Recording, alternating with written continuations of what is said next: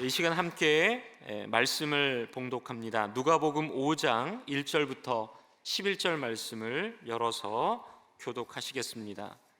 제가 가진 성경으로 신약 성경 95페이지입니다.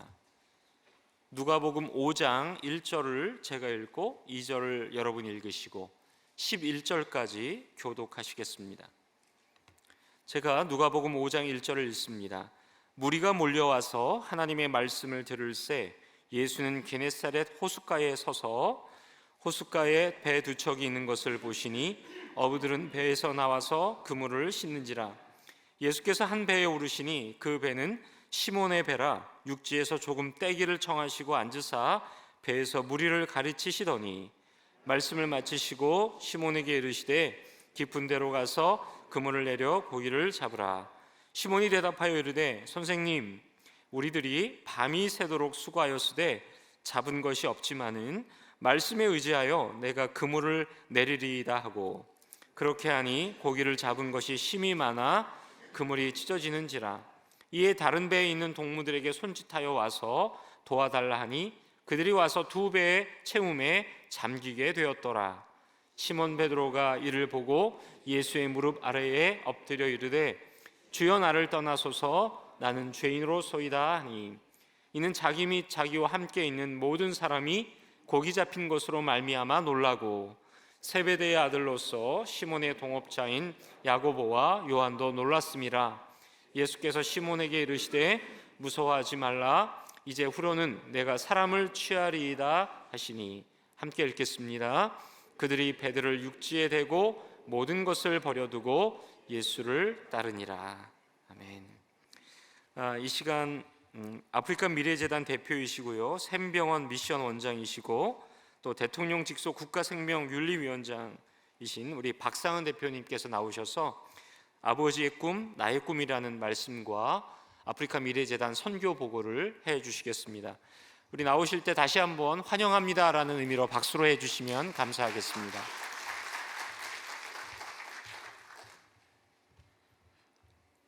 반갑습니다. 존경하는 우리 김용훈 목사님, 또 여러 참 성도님들께서 이렇게 아름답게 섬기시는 이 귀한 열린문 교회에서 함께 예배 드리게 된 것이 참 무척 기쁘고 감사합니다. 오늘 여러분들과 함께 나눌 말씀은 아버지의 꿈, 나의 꿈이라는 제목으로 저의 삶을 여러분들과 함께 나누도록 하겠습니다.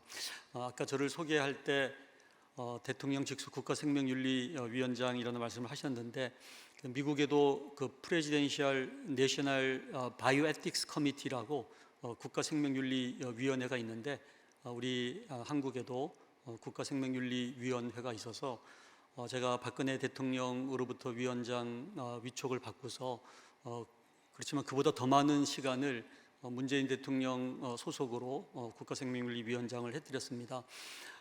지난 3월에 청와대에서 연락이 와서 이제 청와대가 없어진다고 하니 마지막으로 영빈관에서 오찬을 하자는 제안을 하셔서 문재인 대통령 재임 시절에 이제 장관들과 장관급 위원장들이 함께 모여서 식사를 했던 적이 있습니다. 이 위원회는 이제 장관 6명이 함께 참여를 하고 있는데요. 보시는 것처럼 이제 보건복지부와 과기부 장관이 간사를 맡고 있고, 나머지 이제 또 법무부, 교육부, 여성가족부, 산업자원부 이렇게 6명의 장관하고 민간위원으로 또 과학계의 7명, 그리고 윤리계나 종교계의 7명 해서 이 보수와 진보가 아주 팽팽하게 같은 숫자로 구성이 되어 있습니다. 그래서 우리나라의 그 생명의 존엄성을 마지막까지 심의하는 그런 위원회가 되겠습니다. 제가 재임했던 기간 중에서 했던 일 중에서 세월호 사건 이후에 너무나 생명 경시풍조가 우리나라에 많아서 생명 존중 선언문을 만들어서 발표를 했는데요. 기독교적인 용어는 들어가지 않았지만 생명은 하나님의 선물이라는 그런 성경의 가치를 담아서 만든 선언문이 되겠습니다. 그리고 연명의료와 호스피스에 관한 법을 만들어서 지금 이제 사용을 하고 있는 그런 역할들을 해드렸습니다. 근데 그보다 저를 소개할 때 꼭 빠뜨리고 싶지 않는 분이 저희 이제 아버님이십니다. 보시는 것처럼 시멘트 바닥에 가만히 깔아놓고 예배를 드렸던 그런 개척교회 목사로 사시는 동안에 5개 개척교회를 세우셨고, 대구 동신교회의 개척교회에 부임하셔서는 사택이 없어서 1층 마룻바닥에서 저희 가족들도 살게 되었습니다. 새벽 기도하러 성도들이 오시면은 커튼을 제치고 잠자는 저희를 깨우면 어쩔 수 없이 일어나서 새벽 기도 드리다가 성도들이 가고 나면은 조금 더 잠을 잤던 그런 어린 시절이 있었는데요. 그 마룻바닥에서 이제 제가 태어났는데 엄마 배가 안 꺼져서 이게 웬일이냐 했는데 5분 뒤에 제 쌍둥이 동생이 태어났더랬습니다.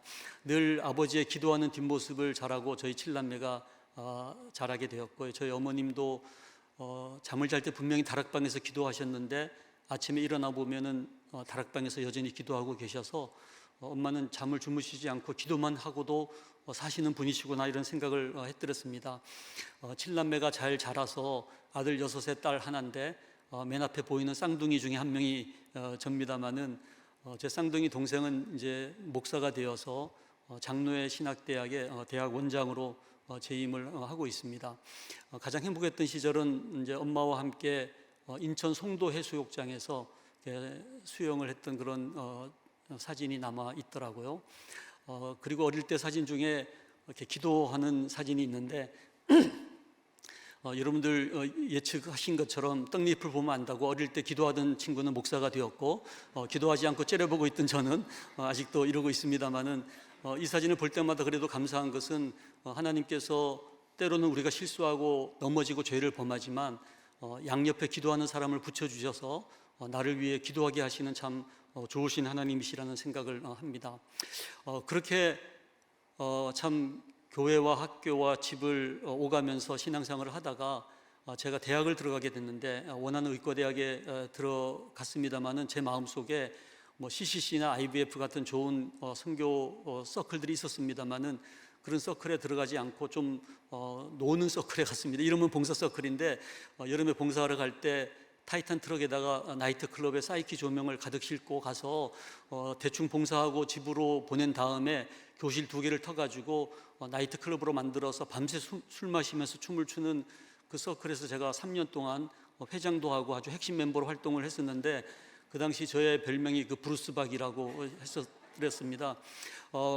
그렇게 제가 한 2, 3년의 시절을 좀 방황을 하다가 저에게 피부병이 생겼는데 머리부터 발끝까지 저에게 두꺼운 비늘 같은 그런 피부병이 생기면서 제 주위에 허옇게 이 피부가 비늘이 벗기면서 수북이 쌓일 정도의 그런 참 힘든 그런 피부병으로 1년 정도 고생을 했습니다. 저희 형님이 서울의대 부속병원의 레지던트였고 저의 모교병원에서도 치료가 되지 않던 그 병을 가지고 마스크 쓰면서 그냥 학교를 왔다 갔다 했던 시절이 있었는데 잘 나가던 그 서클도 못 나가고 겨우 학교하고 집을 오가는 정도의 삶을 살았더랬습니다. 이렇게 살다가 죽나 보다라고 생각을 했었는데 교회 대학부 수련회에 목사 아들이니까 마지못해서 끌려가듯이 끌려가서 아침 시간에 묵상했던 말씀이 오늘 여러분 읽어주신 누가복음 5장의 말씀이 되겠습니다.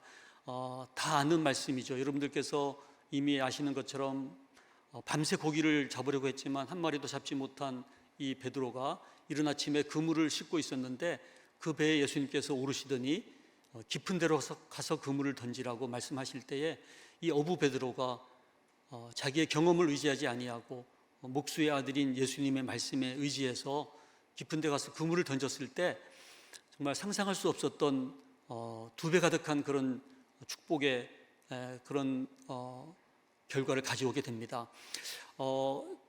정말 자기 혼자서는 감당할 수 없어서 동료의 도움을 받아서 그 2배 가득한 그 만선의 축복을 받은 그 배를 이끌고 항구에 돌아오게 되는데 저는 그 다음에 어떤 일이 일어났을까 생각하면서 야, 베드로가 정말 예수님이 잡아준 고기니까 얼마나 그 양질의 고기일 텐데 그 고기 팔아가지고 그 갈릴리 호숫가에서 가장 잘 나가는 그 베드로 횟집을 만들어서 떵떵거리며 살았더라 이렇게 진행이 될 줄 알았는데 그렇지 않고 이 베드로가 예수님의 발 아래 꿇어 엎드려서 주여 나는 죄인이로소이다 나를 떠나소서 이런 고백을 하는 모습을 보면서 저의 그 의과대학을 들어가고 의사가 되는 이 모든 것이 저의 노력의 대가라고 생각했던 저의 교만을 깨닫게 되면서 주님 앞에 이제 꼬꾸라지게 되었습니다. 십자가 앞에서 눈물을 흘리면서 저의 지난 날의 잘못을 회개를 하는데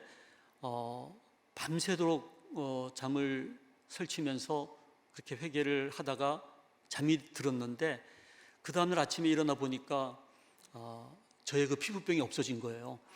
제가 82년도에 의사가 되어서 지금 40년 의사 생활을 하고 있습니다만은 한 가지 제가 환자들에게 얘기할 수 있는 것은 모든 질병에는 의미가 있다는 겁니다. 그 의미를 깨닫고 나면 더 이상 그 사람에게 그 질병이 있을 필요가 없다는 거죠. 아마 하나님께서는 저의 죄를 깨닫게 하시고 저를 다시금 정결케 하시기 위해서 그런 피부병을 통한 참 고난의 시간을 저에게 주신 것이 아닌가 생각이 들었습니다. 그러면서 시작한 모임이 이제 누가회라는 모임인데 지금 한 5천 명의 기독 의사들이 활동을 하고 있습니다만은 아마 그 모임을 시작하게 하시기 위해서 저를 정결케 해주신 것이 아닌가 생각을 합니다. 인생의 어떤 분수령이 있지 않습니까? 여러분들 그 로키 산맥에 오르다 보면은 그 정상에 가면은 이 컨티넨탈 디바이드라고 대륙 분수령이라는 그런 팻말들이 있더라고요. 빗방울이 떨어지는데 그 정상의 왼쪽 편에 떨어지면은 태평양이 되고 오른편에 떨어지면은 대서양이 되는 그 분수령, 어쩌면 우리의 인생에 그런 분수령의 시간이 있게 되는데 저에게는 그 시간이 아니었나 생각을 합니다. 근데 저에게 한 가지 깨달은 사실은 왜 하나님께서 베드로에게 그 버릴 고기를 왜 잡게 하셨을까? 그것이 무척 궁금을 했더랬습니다. 어차피 버릴 고기를 왜 예수님께서 잡게 하셨을까? 그러면서 제가 깨달은 것이 하나님이 우리에게 주신 축복에는 두 종류의 축복이 있는데 누리라고 주시는 축복도 있지만 버리라고 주시는 축복도 있다는 거죠. 정말 하나님께서 우리에게 주시기를 원하시는 축복의 상징으로 우리에게 버리라고 주시는 축복이 있다는 겁니다. 저희 집이 대구에서 아버님이 개척교회를 하실 때 오시는 손님을 대접할 게 없어서 대구에서 가장 싼 이제 능금 사과, 약간 좀 상한 것들 이렇게 비닐봉지에 이렇게 파는 것들 어머님이 구입하셔서 손님이 오시면은 깎아서 대접을 하셨는데 저희는 손님이 혹시 한 조각이라도 남겨 놓았을까봐 저희 칠남매가 손님 가고 나서 문짝을 넘어뜨리면서 들어가 보면은 거의 대부분 다 빈 접시밖에 없어서 저희가 먹을 수 있는 것은 껍질에 붙어 있는 살찜을 핥으면서 그렇게 지냈던 어린 시절 생각이 납니다. 근데 어느 날 어머님이 이렇게 부서 사과를 깎으시는 거예요. 그래서 오늘은 야 귀한 손님이 오나 보다라고 생각을 하면서 여느 때처럼 껍질에 붙어 있는 살찜을 핥아 먹고 있었는데 웬걸 어머니께서 그 알맹이의 사과 전체를 저에게 주셨더랬습니다. 그날의 감격을 제가 잊을 수가 없는데 어쩌면은 하나님께서 우리들을 위해서 예배해 놓으신 축복은 성경 말씀에 보니까 네가 귀로도 들어보지 못했고 눈으로 보지도 못했고 마음으로 생각하지도 못했던 그런 축복을 너를 위해서 예배해 놓으셨다는 거예요. 그렇지만 우리는 버리라고 준 그 사과 껍질에 붙어있는 살찜이 나의 축복의 전부인 것처럼 생각하면서 그거를 핥아 먹으면서 인생을 허비하고 있는 것은 아닌가 이런 생각을 해봅니다. 이 말씀을 통해서 제가 또 한 가지 깨달은 것은 두 종류의 베드로가 등장을 하더라고요. 예수님 만나서 두 배 가득한 만선의 축복을 받은 성공한 어부 베드로, 이것이 저는 첫 번째 크리스찬의 모습이 아닌가 생각을 합니다. 예수 믿어서 출세하고 이 땅에서 성공하고 그리고 천당 가는 거죠. 근데 문제는 뭡니까? 더 이상 아무 일도 일어나지 않는다는 거죠. 근데 이 베드로가 오늘 그 첫 번째 크리스찬의 모습에 머물지 아니하고 자기에게 주어진 축복을 다른 사람을 위해서 버림으로써, 주님을 따르기 위해서 버림으로써 이제 섬기는 크리스찬이 되어서 이 베드로를 통해서 수많은 사람들이 축복을 누리는 그 축복의 통로가 되는 모습을 보게 됩니다. 그래서 같은 누가가 쓴 누가복음 다음에 사도행전을 보면은 베드로가 한번 말씀을 전했을 때 3천 명이 주님께 돌아오는 놀라운 그 사도 베드로가 되지 않습니까? 정말 하나님께서 나를 이 땅에 보내실 때 가지고 계셨던 그 축복은 어떤 축복이었을까? 그것을 우리가 기대하면서 정말 우리에게 벌이라고 주신 사인으로 주신 것들은 정말 과감하게 버리면서 주님을 따를 때 우리는 축복의 종착이 아니고 축복의 통로가 되면서 나를 통해서 끊임없이 주님 오시는 그날까지 축복이 이어지는 삶을 사는 것이 정말 주님께서 우리를 향하신 뜻이 아닐까 생각을 해봅니다.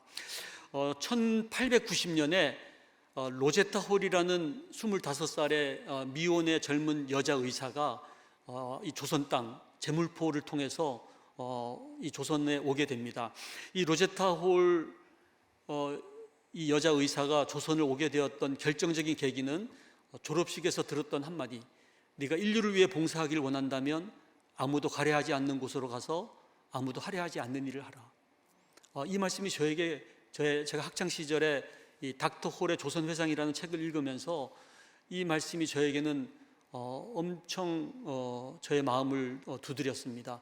그래서 저의 어쩌면은 저의 인생의 분수령에 한 획을 그은 그런 말씀이 아닌가 생각합니다. 당시만 해도 중국이나 인도, 일본에는 가려는 선교사들이 있었습니다마는 이 조선 땅은 토마스 선교사를 비롯해서 수많은 선교사가 죽임을 당한, 그리고 수많은 전염병이 창궐했던 이 땅에 아무도 가려하지 않기 때문에 오히려 이 로제타 홀은 이 조선 땅에 오게 되었다는 거죠.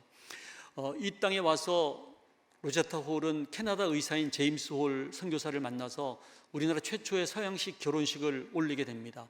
그리고 셔우드 홀 첫 번째 아들을 놓고 두 번째 딸 에디스를 임신한 상태에서 청일 전쟁의 포로들을 치료하시다가 이 제임스 홀이 발진 티푸스에 걸려서 평양에서 숨을 거두게 됩니다. 태어난 이 에디스는 만 3살이 되었을 때 이질에 걸려서 의사인 엄마 품에서 41도를 찍으면서 숨을 거두게 되는데, 평양에서 이 로제타 홀이 이 에디스를 업고서 남편이 묻혀있는 양화진 곁에 아이를 묻기 위해서 걸어서 양화진까지 와서 남편과 딸을 양화진에 묻고 나서 저희 같으면은 다시 미국으로 돌아갈 법도 한데 미국으로 가지 않고 이 조선 땅에서 43년의 삶을 살면서 수많은 여성들과 맹인들, 약자들을 위해서 헌신의 삶을 살게 됩니다. 그래서 평양에 남편 제임스 홀을 기념하는 홀 기념병원, 기홀병원을 세우게 되는데, 이 병원이 지금 평양의과대학 부속병원이 되었고요. 그리고 그 당시만 해도 조선의 여성들이 남자 의사에게 피부를 보이느니 차라리 죽음을 택하겠다. 수많은 여성들이 여자 의사가 없어서 죽어갔던 그 시절에 보그여관과 이 볼드윈 진료소에서 이 로제타 홀이 진료를 하면서 여성 의사들을 키우기 위해서 박 에스더를 데리고 미국에 가서 여자 의사를 키워옵니다마는 그렇게 해서는 더 이상 감당할 수가 없는 것을 알게 되고, 이 보그여관은 나중에 이제 이화의료원이 됐습니다마는 여자 의사를 키울 수 있는 조그마한 학구방 같은 곳에서 여학생을 의사로 키우는 의학 강습소를 시작하게 됩니다. 이 학교가 조선 여자의학 강습소인데 이것이 나중에 고려대학교 의과대학이 되고 제가 졸업한 학교가 바로 이 로제타 홀 선교사가 세운 이 학교가 되겠습니다. 일기책에 이 수많은 내용들이 기록이 되어 있는데요. 양화진에 가보면은 그 수많은 선교사의 무덤이 있지 않습니까? 어떤 무덤에는 그 루비 캔드릭이라는 23살의 조선에 오셔서 1년도 채 살지 못하고 참 전염병으로 돌아가신 그 루비 캔드릭의 묘비에는 나에게 1000개의 생명이 주어진다 하더라도 그 생명을 다 조선인에게 주겠노라라는 그 수많은 선교사들의 헌신적인 삶 덕택에 우리 조선의 선조들에게 복음이 전해지게 되고, 그리고 저희 아버지에게까지 복음이 전해지게 되었습니다. 저희 아버지는 부흥사하셨는데 일주일 동안 부흥회를 인도한 후에 금요일만 되면은 마지막으로 복음을 전하고 이제 콜링을 하는 거죠.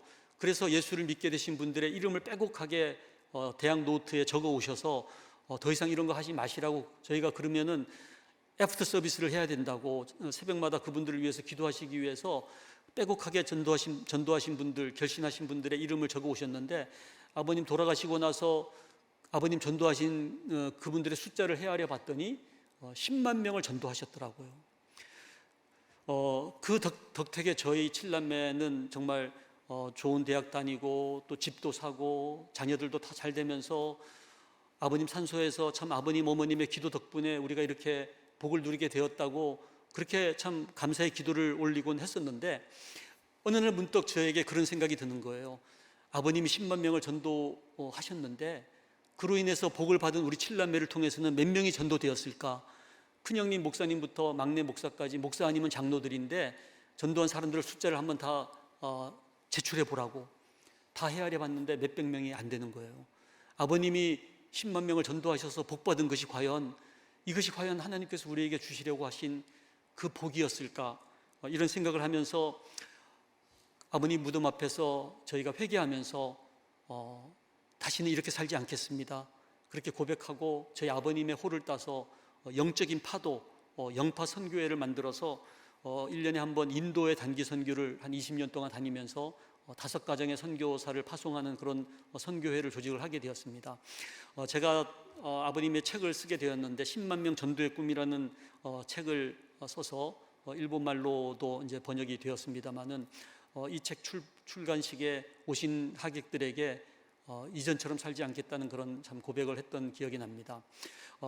아버님 산소에서 최근에 찍은 사진입니다만은 딸이 하나다 보니까 저희는 금딸이라 그래서 당연히 맨 중앙에 서면은 이제 양쪽으로 3명씩 남자들이 보디가드처럼 이렇게 서게 되는데, 누님의 오른편이 저희 맨 큰형 목사님이고요, 누님의 왼편이 서울의대 교수로 정년 퇴임하시고 지금은 아프리카 에스와티니에 4년째 선교사로 일하고 있는 저희 둘째 형님, 그리고 맨 오른쪽이 제 쌍둥이 동생 목사고요, 맨 왼쪽은 바로 위의 형인데 또 작은 개척교회 목회를 하고 있는 목사님이십니다. 그래서 조금 정말 돈 버는 사람이 많았으면 좋겠습니다만은 아버님의 꿈꾸셨던 것이 영혼을 고치는 목사 3세, 육체를 고치는 의사 2에 돈 버는 사람 하나, 이렇게 아름다운 그런 피라미드형의 그런 형제들로 구성이 되어 있습니다. 저는 아버님의 이 꿈, 저에게 남겨주신 이 꿈을 어떻게 이룰 수 있을까 생각하면서 저희 병원을 늘 선교병원, 기독병원으로 만들어야겠다고 생각하면서 저희 병원의 미션을 하나님 나라를 이 땅에 구현하는 병원으로 킹덤 하스피탈이라는 그런 미션을 가지고 지내게 되었습니다. 전인 치유 생명 사랑 의료 선교를 핵심 가치로 해서 아침마다 저희가 큐티하고 예배드리고 그리고 이제 하루를 시작하는 그런 병원이 되었습니다. 성공이 아니라 섬김이라는 그런 캐치프레이즈를 가지고 제가 원장이 되었을 때도 저희 재단 이사장님이 저의 발을 씻겨 주셔서 올해 3월에 레지던트가 새로 들어왔는데 그 레지던트의 발을 제가 씻겨 드리면서 참 섬김의 삶을 이어가야 되겠다라는 다짐을 해봅니다. 어떤 병원이 과연 기독병원일까? 저는 크리스찬들이 모이면 기독병원인 줄 알았어요. 아니면 선교사님, 목사님 디스카운트 해드리면은 기독병원이 되는 줄 알았는데 그게 아니라 그 병원에서 행하는 의료가 기독교적인 의료여야 한다는 거죠. 그럼 기독교적인 의료가 뭘까? 예수님께서 이 땅에 오셔서 행하신 의료, 육체만 고치는 의사가 아니라 영혼을 고치는 의사가 되어야 한다는 거죠. 그래서 저희 병원에 전인치유 병동을 만들어서 첫 번째 입원하신 분들이 아프가니스탄 피랍 사태에 2분이 살해당하고 나머지 21명이 살아서 귀환을 했는데 그분들이 저희 병원의 전인치유 병동에 처음 입원을 하셔서 치료를 받게 되었습니다. 저희가 함께 기도하고 노래도 불러드리고 또 함께 성경 말씀을 읽으면서 그분들이 잘 회복이 되어서 퇴원을 하게 되니까 외교부에서 이집트 버스 폭탄 테러로 4명이 죽고 30명이 부상당한 분들을 또 저희 병원에 모시고 와서 뱃속을 봤더니 이런 쇳조각들이 가득 나오는 겁니다. 이분들 저희가 전인적인 치료를 통해서 회복을 하여서 충청도 진천 중앙교회 성도님들이신데 다 회복이 되어서 돌아가셨고 세월호 유가족들도 저희 병원에서 치료를 받아들였습니다. 저희 병원의 호스피스 병동이 종합병원에서는 가장 먼저 호스피스가 시작이 되어서 지금 23년째 호스피스 병동을 하고 있는데 버킷리스트가 있어요. 죽기 전에 가장 이루고 싶은 소원을 적는 노트에 50세 췌장암 말기 여자 환자가 웨딩드레스라고 적어 놓으신 거예요. 저희가 불이 나게 호스피스 병동을 레드카펫 깔고 풍선을 달아서 웨딩홀로 바꿔서 결혼식을 올려드렸는데 이분이 3주 후에 돌아가셨어요. 이분의 두 번째 버킷리스트가 남편이 불러주는 노래를 들으면서 죽고 싶다고 하는데 언제 돌아가실지 모르니까 우리가 상태가 나쁠 때 찬송가를 부르기 시작했는데 300곡을 부를 때 돌아가셔서 두 가지 꿈을 다 이루고 돌아가셨다고 해서 저희가 호스피스 병동을 꿈을 이루어 드리는 병동이라고 부르고 있습니다. 1년에 이렇게 해외 단기 봉사도 가고요. 또 최근에는 아랍에미레이트에 선교 병원이 문을 닫게 되어서 이 아랍에미레이트가 이슬람 나라지만 이 선교 병원이 존재했던 것은 이 병원에서 왕태자들이 계속 태어났기 때문에 이 병원을 없애지 못하더라고요. 근데 경영이 어려워서 문을 닫게 된 이 병원을 저희가 인수해서 향후 50년 동안 운영하기로 해서 이곳에 7명의 선교사를 지난주에 파송을 해드렸습니다. 저희 병원 출신 선교사님 16명이 아프리카를 비롯한 여러 곳에서 선교를 하고 있습니다. 아프리카 미래재단을 저희들이 함께 만들어서 지금은 22개 나라에서 의료 선교, 교육 선교, 그리고 예술 선교, 다양한 선교 활동을 하면서 이번에도 이제 뉴욕에서 아프리카 미래재단 뉴욕 지부를 창립을 하게 되고 또 앞으로 기회가 주어진다면 우리 열린문 교회하고도 함께 동행하면 좋겠다는 그런 바람을 가져봅니다. 정말 인간이란 과연 무엇인가? 인간을 하나님의 형상으로 지음받은 존재라고 하는데 그 형상을 영어로 이미지 오브 갓이지 않습니까? 근데 그것의 원어가 이마고 데이라고 해요. 그 이마고라는 말이 아이콘이라는 뜻이래요.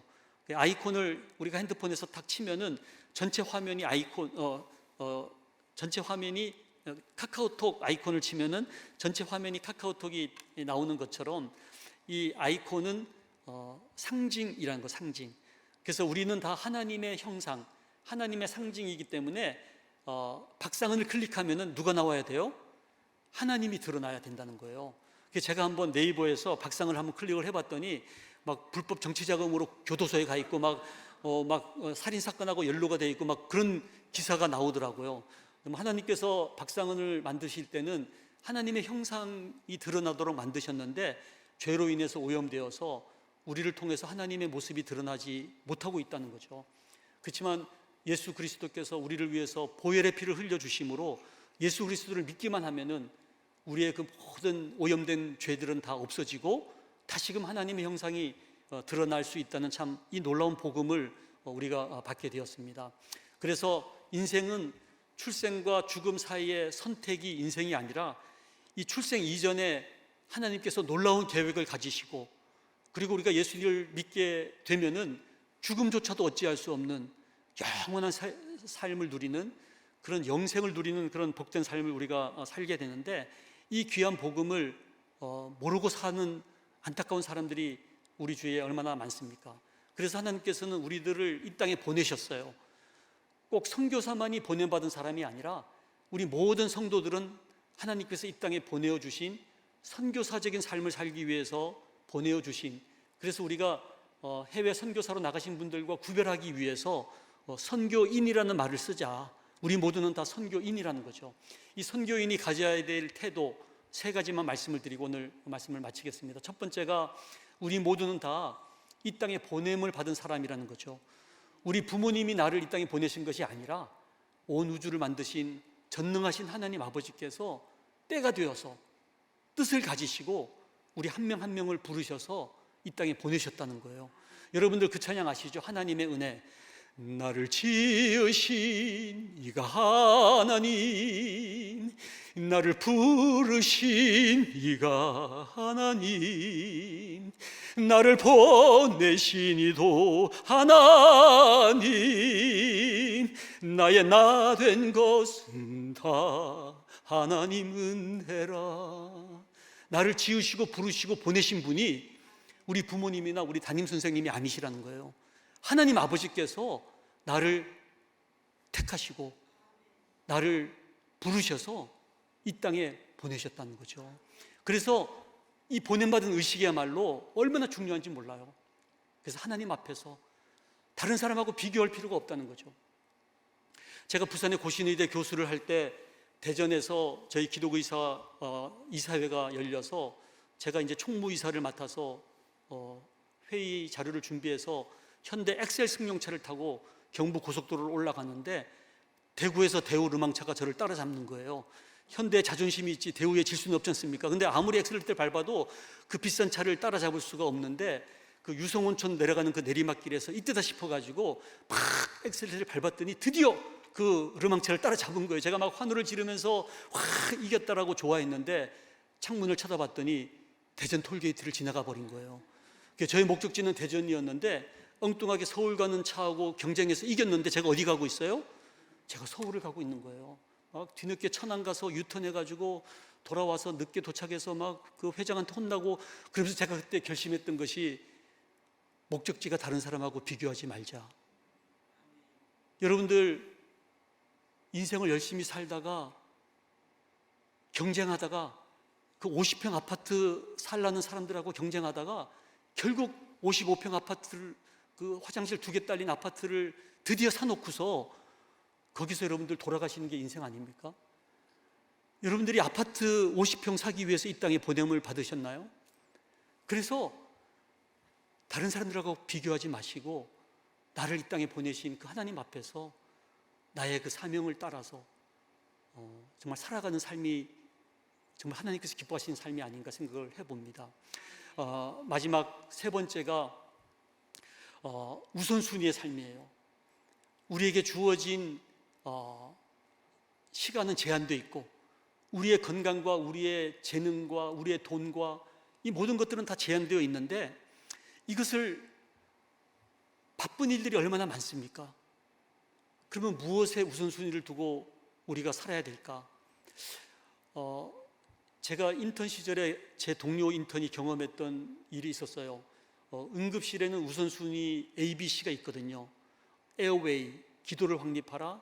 B는 숨을 드나들게 하라. C가 서큘레이션, 피를 돌게 하라. 이 ABC가 있는데 교통사고로 대퇴부가 골절이 된 환자가 왔는데 그 뼈가 날카롭게 부러지면서 지나가는 대동맥을 쳐가지고요, 피가 솟는데 응급실 천장이 피범벅이가 될 정도로 그렇게 분수같이 피가 솟으니까 이 인턴이 탄력 붕대를 가지고 동맥을 짜매고 어긋난 뼈를 갖다 대서 부목을 갖다 대고 정형외과 레지던트를 불렀더니 내려와 보니까 너무 인턴이 치료를 잘한 거예요. 야, 그래서 인턴 너 참 치료를 잘했구나라고 이렇게 척 쳐다보는데 환자가 숨을 안 쉬어서 입을 열어봤더니 입안에 떡이 목구멍을 막고 있는 거죠. 급한 것부터 하다가 중요한 것을 놓치는 겁니다. 그래서 치료는 잘했는데 환자는 죽었다, 이렇게 되는 거죠. 우리가 열심히 살았는데 막상 하나님 앞에 가져갈 것이 아무것도 없이 인생을 사는 수가 있다는 거죠. 그래서 정말 중요한 것이 무엇인가? 성경 말씀을 봤더니요, 영원한 것이 중요하다는 거예요. 이 세상은 다 불타 없어질 것인데 불타 없어지지 아니하고 남아있는 것, 그 영원한 것이 소중한데 그 영원한 것에는 세 가지가 있다는 거죠. 하나님 당신은 영원히 변치 않으시고 없어지지 아니하실 영원한 분이시고, 두 번째 하나님의 말씀 1.1핵도 땅에 떨어지지 아니하고 변치 않으시는 하나님의 말씀, 그리고 세 번째가 한 영혼, 이 한 영혼은 천당에 가든 지옥에 가든 영원히 남아있는 존재라는 거죠. 정말 지혜로운 사람은 우리의 없어져 버릴 우리의 육체와 우리의 건강과 우리의 재능과 우리의 돈과 우리의 열정을 없어지지 아니할 이 한 영혼을 살리는 일에 쏟아붓는 사람이야말로 정말 지혜로운 사람이라는 겁니다. 우리 열린문교회에서 오늘 아침에도 참 선교 기도 제목을 가지고 그 열방의 한 영혼을 위해서 기도하시는 모습을 보면서 참 얼마나 제 마음이 참 기쁘고 감격스러운지 모릅니다. 여러분들은 이곳에서 기도하지만 선교지에서 놀라운 일이 일어나거든요. 그래서 한 영혼을 살리기 위한 여러분들의 기도, 또 여러분들의 전도가 정말 하나님의 나라를 이루어 간다고 믿습니다. 마지막 슬라이드인데요, 우리 하나님 아버지가 꿈이 있으셨어요. 이 하나님 아버지의 꿈은 모든 민족과 열방이 하나님 아버지 앞에 나와 오로지 하나님만을 경배하는 그날을 꿈꾸시는 거예요. 그 꿈을 아들 예수님에게 전수하셔서 예수님은 십자가에 죽기까지 그 아버지의 꿈을 이루시면서 오늘 베드로에게 이 꿈을 전해주시면서 무서워 말라, 이제 후로는 내가 너로 사람을 낳는 어부가 되게 하겠다. 이 아버지의 꿈을 전해주셨을 때에 이 베드로는 그 꿈을 가지고 평생을 사시면서 수많은 사람들을 전도하면서, 그러면서 죽을 때에 어떻게 내가 예수님처럼 십자가에 똑바로 죽을 수가 있겠는가? 나를 거꾸로 못 박아라. 십자가에 거꾸로 못 박아 죽기까지 이 꿈을 이루시다가 그 꿈을 이어받은 사도들에게, 그 사도들은 이 땅의 선교사들에게, 그 선교사들은 우리 조선의 선조들에게, 조선의 선조는 우리 아버지에게, 우리 아버지는 저에게 이 하나님 아버지의 꿈을 전해주셨는데, 만일 내가 이 꿈을 저버리고 나만의 안락함을 위해서 살다가 이 세상을 떠난다면, 지금까지 수많은 사도들과 선교사들에 의해서 나에게까지 주어진 이 꿈이 축복의 종착이 되어서 더 이상 아무 일도 일어나지 않는 삶을 내가 살게 된다면, 나는 천국에 가겠지만 하나님 앞에 가서 우리 예수님과 수많은 순교를 당한 우리 선조들 앞에서 어떻게 얼굴을 들 수 있겠는가 생각을 해보면서, 나에게 주어진 이 꿈을 우리 자녀들에게, 또 우리 이웃들에게, 또 중동과 아프리카와 열방에게 이 꿈을 전하는 삶을 우리가 살아가야 되지 않을까, 이 생각을 해보면서 이 아침에 하나님께서 우리에게 하나님 아버지의 꿈이 나의 꿈이 되기를 원하시는 그 간절한 소망을 함께 나누기를 원합니다. 함께 기도하겠습니다.